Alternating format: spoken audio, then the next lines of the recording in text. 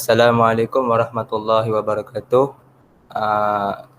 Kami daripada kelas DPH 4A membuat tentang Akta Makanan Haiwan 2009 dan peraturan-peraturan berkaitan serta isu nasional yang timbul berkaitan makanan haiwan. Jadi ini adalah ahli kumpulan kami, Abdul Basir, Ahmad Saif Aiman, Muhammad Hanif, Muhammad Azim dan saya Muhammad Zuhilmi.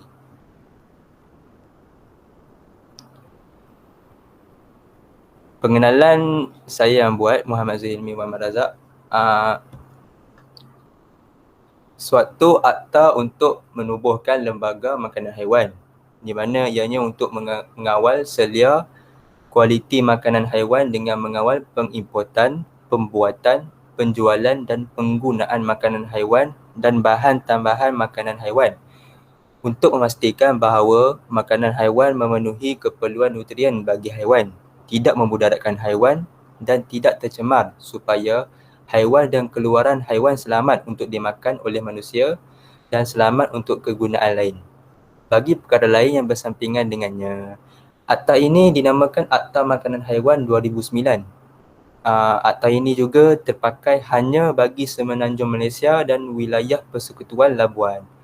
Dalam akta ini, konteksnya mengkehendaki makna yang lain, iaitu antibiotik, di mana artinya sesuatu bahan yang dihasilkan oleh mikroorganisma keluaran lain yang dihasilkan secara keseluruhannya atau sebahagiannya melalui sintesis kimia dan yang dalam kepekatan yang rendah merencatkan pertumbuhan atau membunuh mikroorganisma dan digunakan bagi maksud merangsang pertumbuhan dan mencegah penyakit.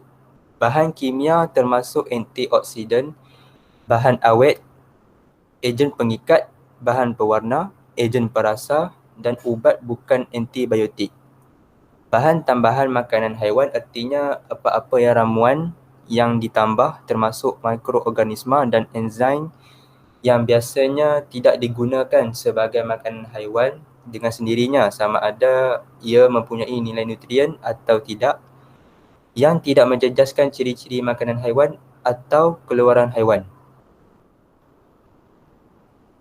Haiwan artinya mana-mana mamalia selain manusia, mana-mana haiwan akuatik dan termasuk ikan, moluska dan krustasea, mana-mana amfibia, mana-mana reptilia, mana-mana burung dan termasuk ayam, itik, burung puyuh dan burung unta, dan juga mana-mana serangga yang dipelihara dalam kurungan atau di bawah kawalan bagi apa-apa maksud kegunaan manusia. Itu maksud haiwan. Makanan haiwan pula, hormon artinya sesuatu bahan kimia yang diperoleh daripada kelenjar endokrin atau melalui proses sintetik yang mempunyai kesan tertentu terhadap tisu.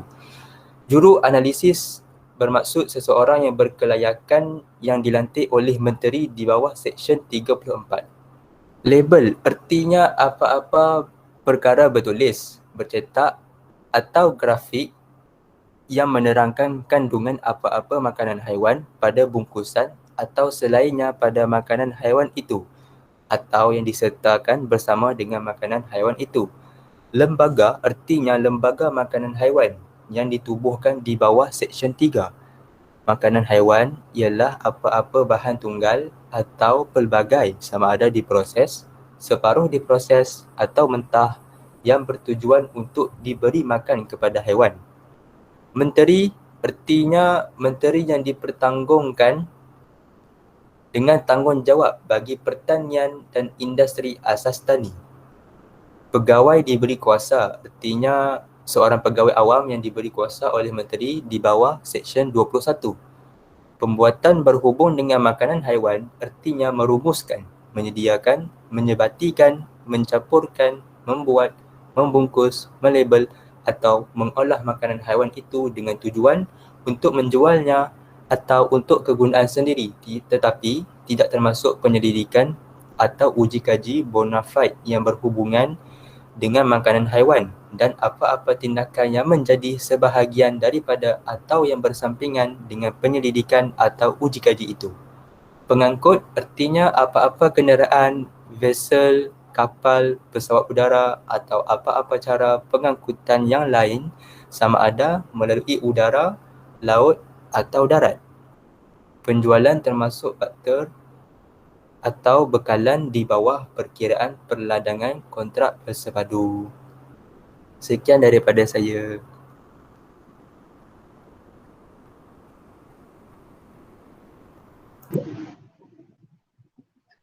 Okay. Assalamualaikum warahmatullahi wabarakatuh. Nama saya Muhammad Hanif bin Sadun. Saya akan menerangkan tentang penubuhan lembaga makanan haiwan.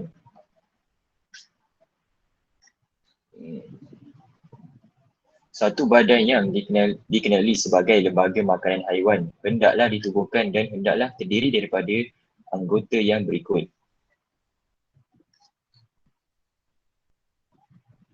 Pertama, Ketua Pengarah Perkhidmatan Veterina yang hendaklah menjadi pengerusi. Seorang pegawai kanan Kementerian Pertanian dan Industri Asas Tani yang dilantik oleh Menteri. Seterusnya, seorang pegawai kanan Jabatan Pertanian yang dilantik oleh Menteri.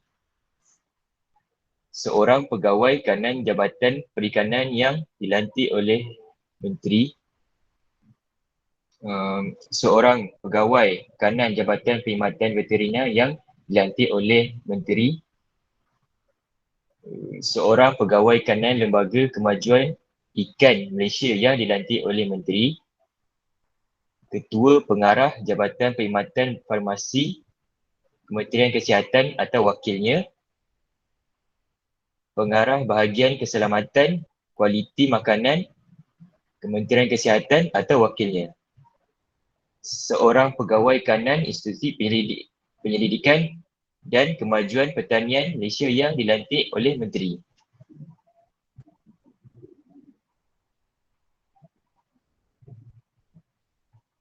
Okey. Seterusnya, Ketua Pengarah Jabatan Kimia Malaysia atau wakilnya. Seorang pegawai kanan daripada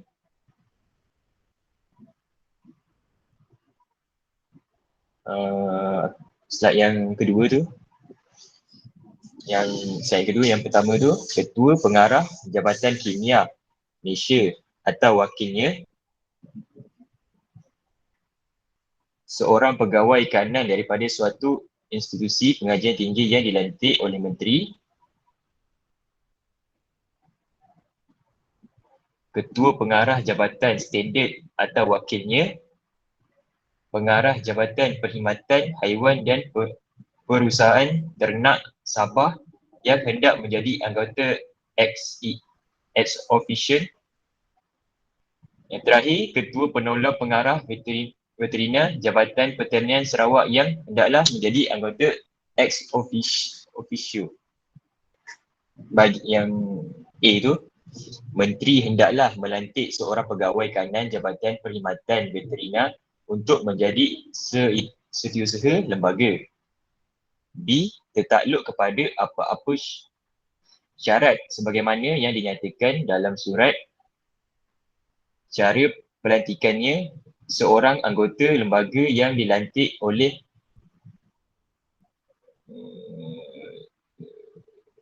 menteri hendaklah, melainkan jika dia terlebih dahulu meletakkan atau mengosongkan jawatannya atau pelantikannya terlebih dahulu dibatalkan.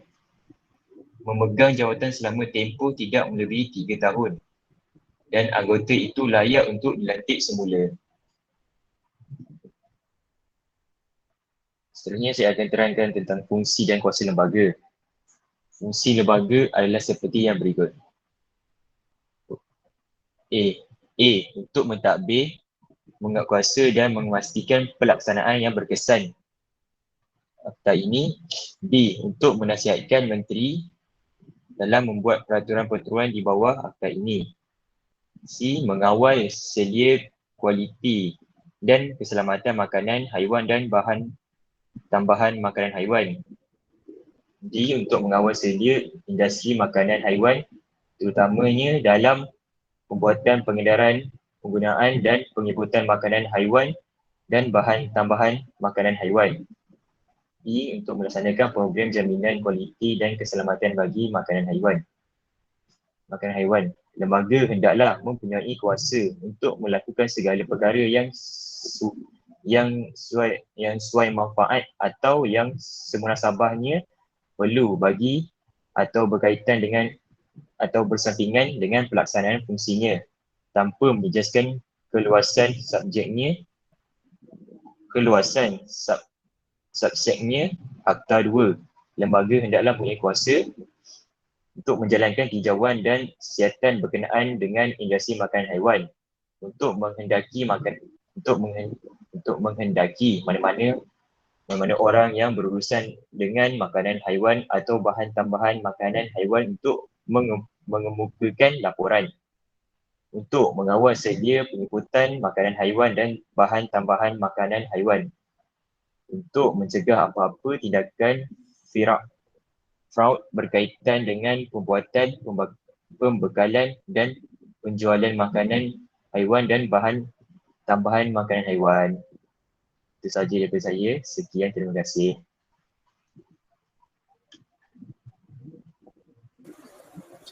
Assalamualaikum warahmatullahi wabarakatuh. Nama saya Abdul Basir bin Abdul Fattah dari kelas DP 4A. Okey, menurut peraturan makanan 1985, peraturan berkaitan isu nasional yang timbul berkaitan makanan haiwan, yang pertama ialah daging atau daging segar. Daging atau daging segar hendaklah bahagian boleh makan dari otak rangka sesuatu binatang selain daripada ikan yang biasanya digunakan untuk makan makanan manusia dan yang sihat pada masa sembelihnya. Ia boleh mengandungi lemak yang menyertai dan menapisi bersama dengan tulang, kulit, rawan penyokong, urat saraf dan pembuluh darah yang biasanya menyertai tisu otot dan tidak dipisahkan darinya semasa proses membersihkannya. Ia boleh disertai dengan organ-organ makanan. Bagi maksud peraturan-peraturan ini, daging kurang lemak hendaklah daging yang mana lemaknya yang menapisi telah dikeluarkan. Ia tidak boleh mengandungi lebih daripada 15% jumlah lemak. Daging boleh mengandungi bahan perwarna yang dibenarkan yang digunakan bagi menggrade atau mengecam daging sebagaimana dinyatakan dalam subperaturan 5 peraturan 21. Okey, yang kedua, hasil daging. Hasil daging hendaklah hasil yang disediakan daripada daging dan termasuklah apa-apa makanan yang standardnya ditetapkan dalam peraturan 146 hingga 156. Peraturan makanan 1985. Bagi maksud peraturan ini, hasil daging yang berasal dari daging babi, sus skrofa hendaklah termasuk ham dan bakon. Yang ketiga, daging kilangan. Daging kilangan hendaklah hasil daging yang disediakan daripada daging sama ada dipotong, dicincang, dikisar atau dihancurkan, telah dimasak atau dimentah dengan atau tanpa tambahan garam, gula, cuka, sorbitol, rempah lemak makan atau minyak makan serta makanan lain, dan dijual sebagai potongan dalam bungkusan atau dimasukkan dalam sarung atau bungkusan. Bagi maksud peraturan ini, daging kilangan hendaklah termasuk burger daging, sausage dan daging corn, daging awetan, daging jeruk dan atau daging asin. Daging kilangan sama ada dipotong atau dalam bentuk sosis dengan atau tanpa kulit, atau dalam bentuk daging buku atau dalam apa-apa bentuk lain. Hendaklah mengandungi tidak kurang daripada 65% daging. Ia tidak boleh mengandungi kurang daripada 1.7% nitrogen dalam kombinasi organik dan tidak boleh mengandungi lebih daripada 30% lemak. Peruntukan peraturan berhubungan dengan kadar lemak yang boleh terkandung dalam daging kilangan adalah tidak terpakai bagi daging kilangan yang dijual dalam sarung dan diperihalkan sebagai salami atau sosis jenis salami. Lupcion dan sosis daripada organ boleh dimakan. Maksud peraturan ni, burger daging tidak termasuk roti boleh dipisahkan atau lain-lain makanan yang boleh dipisahkan yang mengandungi atau terkandung dalam hasil daging itu. Okey, seterusnya gelatin makan. Gelatin makan hendaklah hendaklah hasil bersih dan selamat dimakan yang diperolehi dengan memproses kulit, tulang atau lain-lain bahan kolagen dari binatang yang biasanya digunakan untuk makanan manusia. Ia tidak boleh mengandungi lebih daripada 16% air dan tidak boleh menghasilkan lebih daripada 3% abu. Larutan berair gelatin makan 5% yang dikekalkan pada 18.5 darjah Celsius selama 2 jam hendaklah menjadi jeli. Larutan 5% yang disediakan dengan merendam gelatin makan itu selama 1 jam dalam air sejuk hendaklah apabila dipanaskan hingga 60 darjah Celsius dengan dikacau menjadi jernih dan berwarna muda dan bebas dari rasa dan bau yang tidak menyenangkan. Jika gelatin makan telah ditambah pada mana-mana makanan, maka hendaklah ditulis pada label di atas sesuatu bungkusan yang mengandungi gelatin makanan itu dalam penghurufan yang tidak kurang daripada 10 poin. Perkataan-perkataan mengandungi gelatin makan daripada nyata nama biasa binatang daripada mana gelatin itu diperolehi. Tiap-tiap bungkusan yang mengandungi gelatin makan hendaklah dilabel dengan arahan mengenai penggunaannya. Seterusnya, daging atau hasil daging tidak boleh mengandungi residu estrogen. Bagi maksud peraturan ini tidak apa-apa daging atau hasil daging boleh mengandungi residu sebagian berikut. Pertama, diethylstilbestrol. Yang kedua, hesoestrol. Yang ketiga, dienostrol. Okey, seterusnya lemak babi.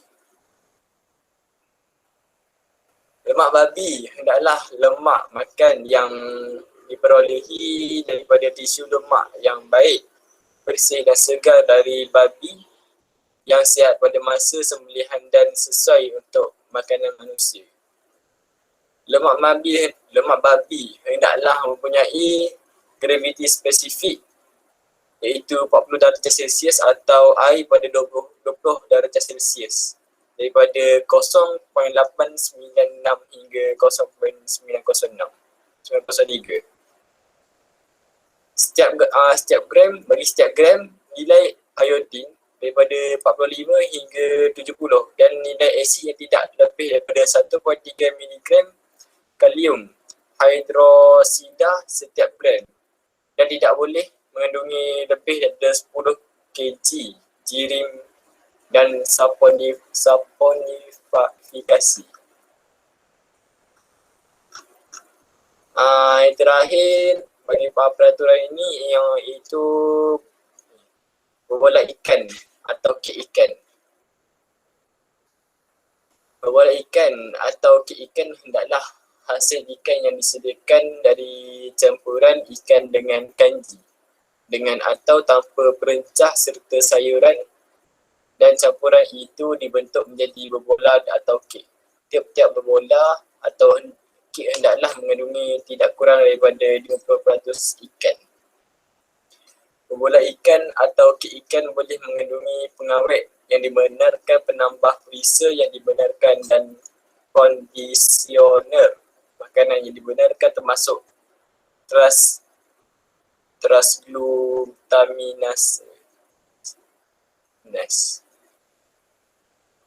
Okay, bola ikan atau kata lain, kek ikan hendaklah disimpan pada suhu 5 darjah Celsius bagi maksud penstoran, pengangkutan dan penjualan bola ikan atau kek ikan itu. Perkataan disimpan di bawah suhu 5 darjah Celsius hendaklah ditulis dalam label bungkusan yang mengandungi bola ikan atau kek ikan. Okey, sekian daripada saya. Terima kasih. Assalamualaikum, saya Muhammad Azim bin Sa'ad. Saya nak terangkan pasal isu nasional yang timbul berkaitan makanan haiwan. Okey, daging merupakan sumber protein utama kepada manusia yang mengandungi zat gizi yang tinggi, memiliki pH yang dan aktivitas air yang membawa kepada pertumbuhan menjadi makanan berbahaya kerana menjadi media pembawa mikroorganisma patogen.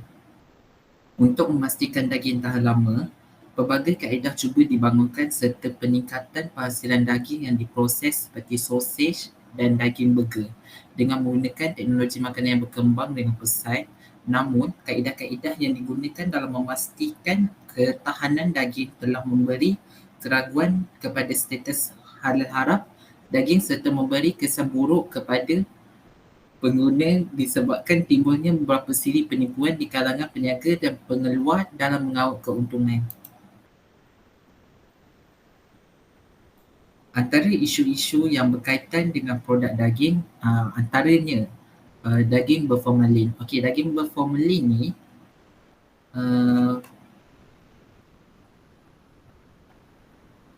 banyak. Okey, daging berformalin ni ialah daging yang direndam dengan formalin.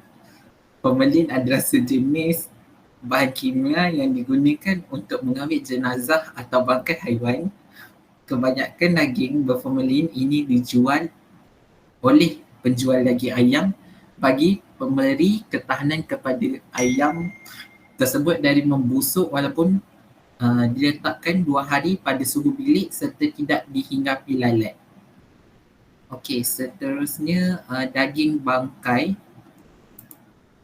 Daging bangkai ialah bangkai atau haiwan yang telah mati sebelum disembelih, tidak boleh dimakan kerana statusnya tidak halal. Misalnya ayam mungkin mati lemas akibat dilonggokkan di dalam air, dan ayam dinding telah ditarik sijil halal berikutan setengah ayam disembelih 2 kali selepas penyembelihan pertama tidak sempurna dan ayam sudah mati sebelum disembelih.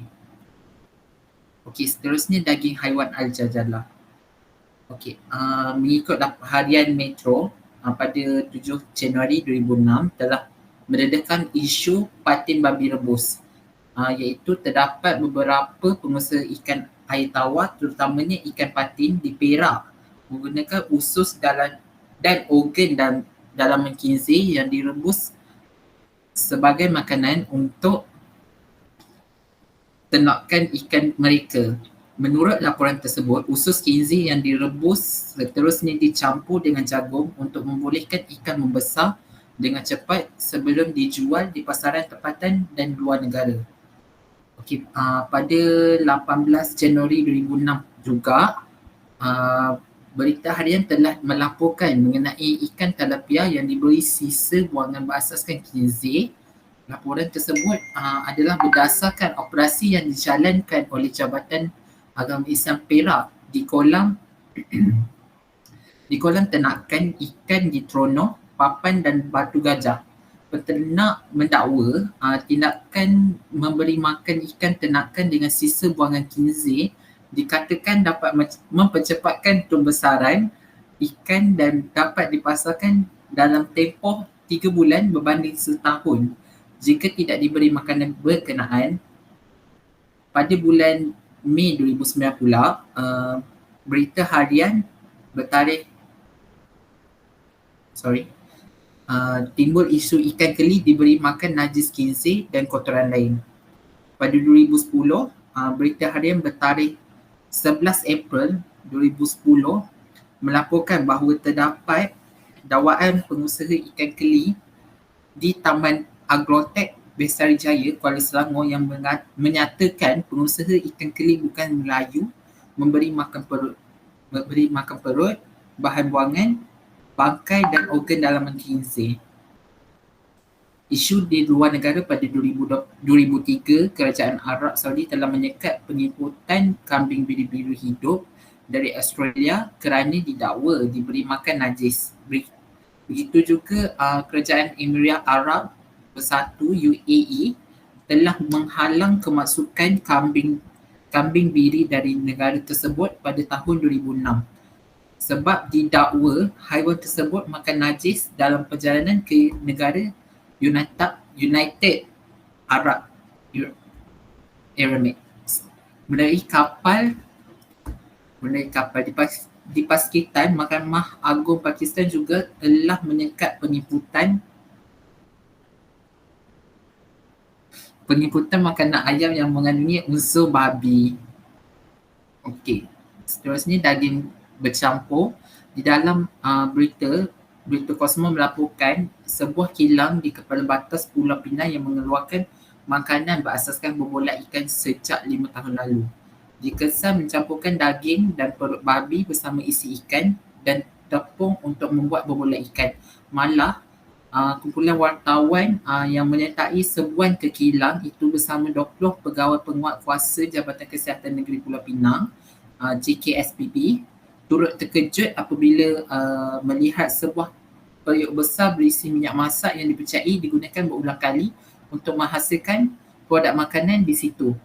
Pengusaha kilang juga bertindak dengan menyimpan perut dan daging babi bersama bahan mentah lain termasuk ikan di dalam satu peti sejuk. Okey, dalam masa Mei 2013, Kementerian Keselamatan Awam China merampas daging tikus untuk dijual sebagai daging kambing di Shanghai, bersebelahan wilayah Jiangsu, bernilai 1.6 juta US dolar bersamaan 5.3 juta ringgit Malaysia. Daging tikus musang dan cepelai yang dijual sebagai daging kambing dipercayai telah dimasukkan chilitin, pigmen merah dan nitrat. Kementerian Keamanan Masyarakat China MPS melaporkan terdapat 904 orang telah ditangkap dalam masa 3 bulan kerana disyaki terlibat dengan menjual produk daging lembu dan daging kambing tiruan yang diambil daripada daging tikus dan rubah. Okey, seterusnya daging mengenai DNA babi. Pada tahun 2002, pihak Agensi Standard Makanan United Kingdom melaporkan bahawa 54% daripada 30 ayam yang diuji mengandungi kolagen haiwan, manakala 57% daripada sampel ujian dikesan mempunyai kesan DNA khinzir dan DNA lembu. Food Safety Authority of Ireland 2022. Di dalam laporan berita harian pada 19 Oktober 2012, Jabatan Agama Islam Malaysia JAIPS mengesahkan 7 produk sejuk beku dipercayai dibawa masuk dari Thailand serta dijual di pasaran tempatan khususnya di wilayah utara mengandungi DNA babi. Dia termasuk tauhid ikan, sosis ketam bersarat sotong, sepit ketam tiruan, bobolat ikan berperisa, produk hasil laut dan jejari ikan jenama PFP, Grand Pacific Fish Processing Limited. Okey. Kaki ketam tiruan jenama Aroy Mark dikilangkan Smile Heart Food Company Limited turut disahkan mengandungi DNA babi. Pihak berkuasa Britain mengesan DNA babi dan sosis ayam halal yang dihidangkan di sebuah skor rendah. Dalam ujian lain, produk daging kisar yang dibekalkan kepada Majlis Westminster di sini menunjukkan adanya DNA kambing dan babi. Okay. Penggunaan plasma darah dalam makanan ialah penggunaan enzim transglutaminase dan serbuk plasma adalah di antara bahan penambah makanan additive food yang bersumberkan darah enzim transglutaminase, mempunyai kemampuan melarut dan mengemulsi yang tinggi, kelikatan yang rendah serta kemampuan untuk membentuk gel-gel yang kuat, mudah lentur serta dapat mengekalkan ciri-ciri tersebut.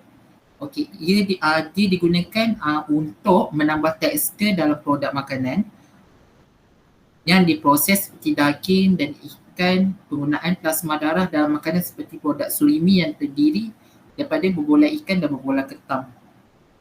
Okey, para penyelidik daripada Universiti Sains Islam Malaysia telah menjalankan kajian ke atas 12 sampel surimi, iaitu isi daging ikan yang diambil dari pasaraya sekitar Nilai dan Putrajaya, mendapati hasil analisis menggunakan ELISA. 5 daripada adalah yang daripada bovine, iaitu lembu. 2 daripadanya adalah daripada avian, ayam, dan 2 lagi daripada porcine, babi. Penggunaan DNA Kinsey sebagai bahan tambah makanan dalam produk berbola ikan di IKEA pada bulan Mei 2011 pula, akhbar melaporkan terdapat DNA Kinsey di dalam produk surimi seperti berbola daging di Medan Serdaya IKEA Damansara. Okay. Seterusnya, daging disalah label. Pada tahun 8 Ogos 2013, akhbar Cosmo melaporkan terdapat sedikit menjual daging rusa tiruan, sedikit dipercayai tidak menjual daging rusa asli. Sebaliknya, diorang menjual daging kerbau yang diimport. Penjual daging rusa palsu juga menggunakan jenama daging rusa lenggong disedangkan apabila kita semak di Lenggong, Perak, pengusaha di situ tidak pernah mengeluarkan daging rusa dalam bentuk paket atau bungkusan. Harga yang dijual pula sangat rendah, sedangkan harga pasaran untuk daging rusa sekurang-kurangnya RM50 dan untuk 1 kg, dan hanya dijual di ladang ternakan sahaja. Okey, pada tahun September 2013, seorang lelaki di negara China telah ditahan kerana didapati bersalah kerana memproses daging kambing tiruan. Daging kambing tu juga dihasilkan daripada daging kucing-kucing jiran yang telah ditangkap dan dibunuhnya. Okey. Daging mengandungi zoonotic. Okey, pada bulan September 2013 terdapat 4 orang maut disebabkan keracunan makanan selepas menikmati juadah di majlis kenduri kahwin di Kampung Huma, Tanjung Dawai, Yan, Kedah. 270 tetamu yang lain ditahan di beberapa buah hospital berdekatan kerana masalah yang sama setelah menikmati lauk kenduri yang dihidangkan. Pengarah Jabatan Kesihatan Kedah, Dr. Ismail Abu Taat menjelaskan berdasarkan siasatan awal, pihaknya mendapati keracunan tersebut adalah disebabkan oleh virus Salmonella yang terdapat dalam masakan ayam. Sementara pada Rabu lalu, 36 murid sekolah Seri Tasik Simpak 4 Pulau Pinang mengalami keracunan makanan selepas dipercayai mengambil makanan yang disediakan kantin sekolah terbabit. Ini diikuti semalam 25 pelajar menengah Saint Tapah yang dipercayai mengalami keracunan makanan dan terpaksa menduduki peperiksaan penilaian menengah rendah PMR di Hospital Tapah. Akhbar Sinar Harian 2013. Okey, pada 1 Mac 2014 juga, seorang kanak-kanak lelaki berusia 5 tahun telah meninggal dunia akibat keracunan makanan yang dipercayai berpunca daripada ayam goreng yang dibeli bapanya di sebuah pasar malam di Kuala Terengganu. Seramai 101 orang lagi mengalami keracunan makanan selepas menikmati juadah yang dibeli di pasar malam di Taman Shah Bandar dan Padang Hiliran di sini pada Sabtu lepas. Pengarah Kesihatan Negeri Datuk Dr. Anwar Sulaiman berkata mereka dirawat di Hospital Sultanah Nur Zahirah setelah muntah dan cirit bilik selepas menikmati nasi goreng putih, nasi goreng merah, kuotiao goreng dan mi goreng berdasarkan Akhbar Sina Harian 2014. Okey, Jabatan Kesihatan Negeri Terengganu mengesahkan kejadian berpunca daripada mi goreng, kuotiao goreng dan nasi goreng yang dibeli di Pasar Malam Padang Shah Bandar pada Jumaat dan Pasar Malam Padang Hiliran pada Sabtu lalu. Menurut pengarah JKNT, Datuk Dr. Anwar Sulaiman, daripada 12 contoh najis pesakit yang diambil didapati 9 adalah positif mengandungi bakteria Salmonella. Berita Harian 2014. Okey, seterusnya daging palsu. Di China terdapat satu cara untuk menukarkan daging kinzig menjadi daging lembu. Daging kinzig juga akan direndam di dalam sejenis bahan kimia untuk menghilangkan ciri-ciri daging kinzig, kemudian direndam di dalam perisa lembu dan akhirnya diorang jual sebagai daging lembu. Tapi kesan kimia perisa lembu akan memberi kesan masa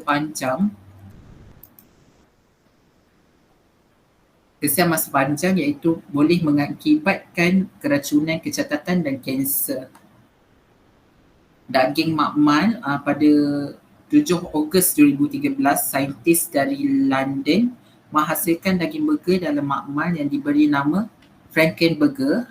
Daging burger yang pertama di dunia dengan menggunakan proses kultur di makmal yang dihasilkan dengan menggunakan sel otak lembu hidup dan dikultur selama 3 bulan bakal menggantikan daging lembu biasa.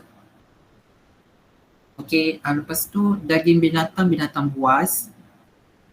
Pasukan tindakan pantas hidupan liar SWAT Sarawak Forestry Corporation FFC menggempur aktiviti menjual hidupan liar terlindung secara haram di sekitar Sibu dan Serian, dan FFC merampas 40 kg daging hidupan liar terlindung serta 4 bungkusan dipercayai mengandungi hempedu beruang, daging babi hutan segar dan jeruk serta anak labi-labi hidup. Pada tahun 2006 juga, di Bandar Kahang terdapat restoran yang menghidangkan pelbagai spesies haiwan terancam yang dilindungi. Antara menu yang istimewanya daging harimau goreng serbuk kari atau dimasak dengan herba, menawarkan sup daging ular sawa serta beberapa jenis masakan lain daripada haiwan itu yang dinikmati pengunjung. Okey, restoran di Kahang turut menyediakan hidangan kambing gunung, tupai, pelanduk, kelawar, landak, tenggiling, kura-kura dan musang. Mengikut Berita Harian 2006. Pihak Majlis Daerah KPMDK menerima banyak rungutan dan aduan daripada orang ramai, terutamanya masyarakat Islam mengenai penjualan daging binatang liar seperti daging babi hutan, rusa, kijang dan ular sawa secara terbuka di sekitar kawasan Market Teresang. Berita Sarawak 2011. Okey, Pasar Teresang dikesan menjadi lokasi penjualan daging beruang matahari yang menggunakan haiwan dilindungi di negara ini. Kira-kira 5 peniaga menjalankan perniagaan untuk menjual daging tersebut secara terbuka kepada para penggemar hidangan haiwan eksotik menurut Akhbar Cosmo 2013. Okey, daging basi ataupun busuk.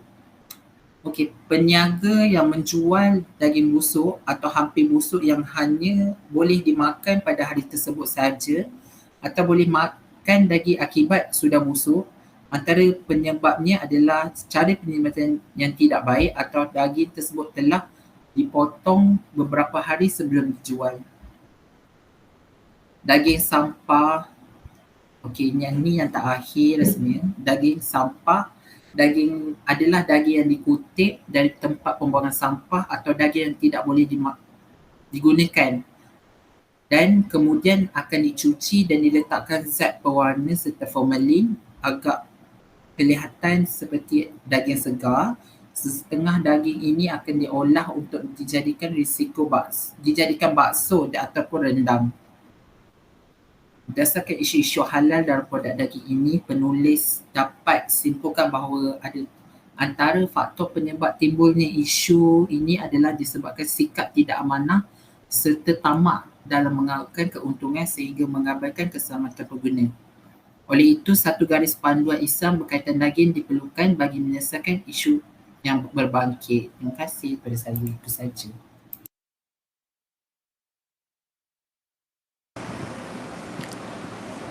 Assalamualaikum warahmatullahi wabarakatuh. Saya Ahmad Saif Aiman bin Ahmad Zaiful Bahri akan menerangkan tentang kesimpulan dalam perbentangan ini.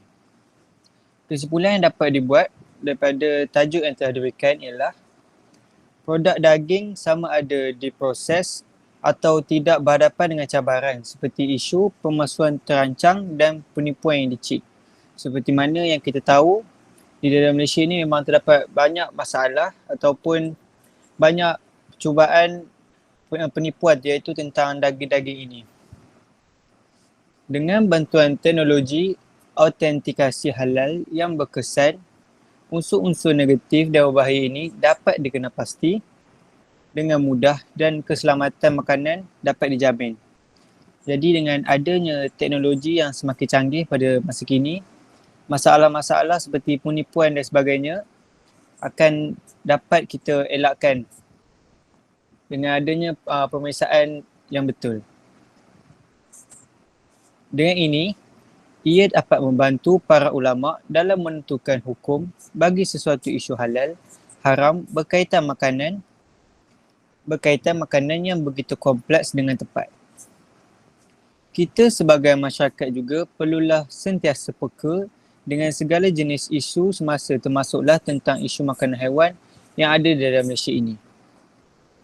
Ini kerana ia merupakan sumber makanan kita seperti daging haiwan halal dan ikan. Jika segala sumber makanan manusia ini tidak dijaga dengan baik dan diberi makanan yang tidak halal dan kotor, ia akan menjadi darah daging kita tanpa kita sedar. Tanpa kita sedar, kita telah memakan makanan yang tidak halal statusnya serta mampu mengandungi bahaya yang mungkin kita tidak tahu akibatnya.